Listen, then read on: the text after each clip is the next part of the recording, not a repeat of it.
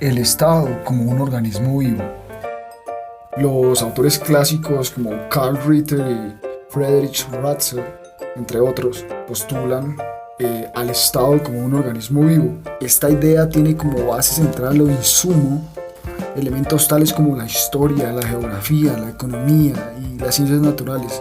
Sostienen que como ser vivo, este buscará sostenerse, sobrevivir y en lo posible dominar. Estos teóricos aparecen en momentos muy estratégicos de la historia.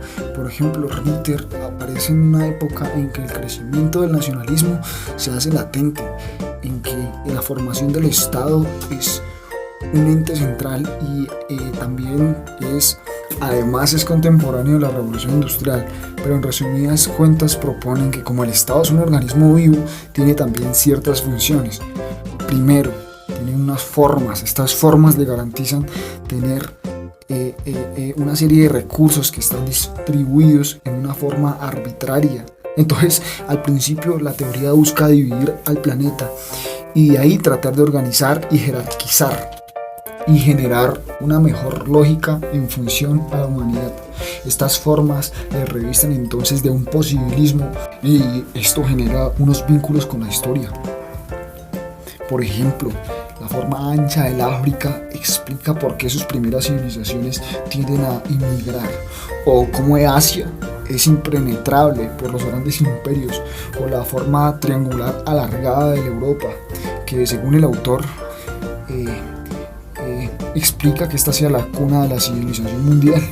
Se habla de que la diferencia entre este tipo de terreno o tipo de recursos o medios van a determinar el ciclo de la historia, un posibilismo y el poder que tengan estos pueblos o naturaleza sobre otros grupos sociales. Y pues bien, luego de estos dos primeros planteamientos viene Friedrich Ratzel a complementar esta definición del Estado como organismo vivo, en un momento en que Alemania va a conseguir su unificación. Es una etapa europea en donde ya comienza a hacerse visible la expansión colonial, la expansión por ultramar, y los nacionalismos están en auge, 1882. 1891. Friedrich Ratzel además es el padre del término en la geografía política. Pero bueno, dejándonos de historia y de relleno, pues ¿qué tiene que ver esto con el Estado como organismo vivo? Pues bueno, que él se ve fuertemente influido por las teorías del evolucionismo de Darwin y propone que el Estado va a tener diferentes etapas, que tiene un nacimiento, una evolución, una madurez, un declive y finalmente una muerte.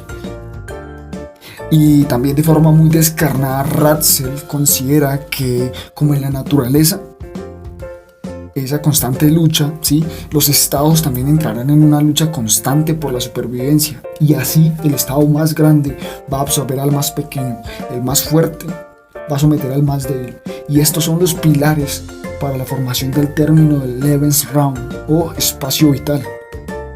Ahora, hasta aquí surge un nuevo término a aclarar, el Lebensraum. Bueno, ¿qué es el Lebensraum? El Lebensraum es entonces la influencia cultural en dos o más culturas.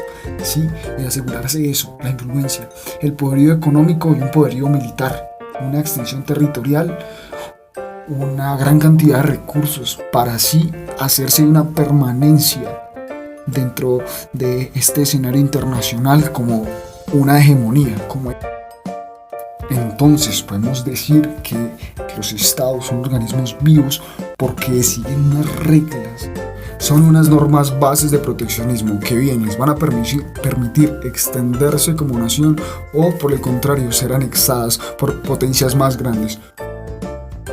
Y entonces hoy nos vemos en un tanque con tiburones y el nombre de este documental para la vida salvaje puede ser confrontación de intereses, a la basura el respeto por las terceras y pequeñas naciones, que viva la diplomacia, la desigualdad mundial, la guerra por el espacio, la international geopolitics.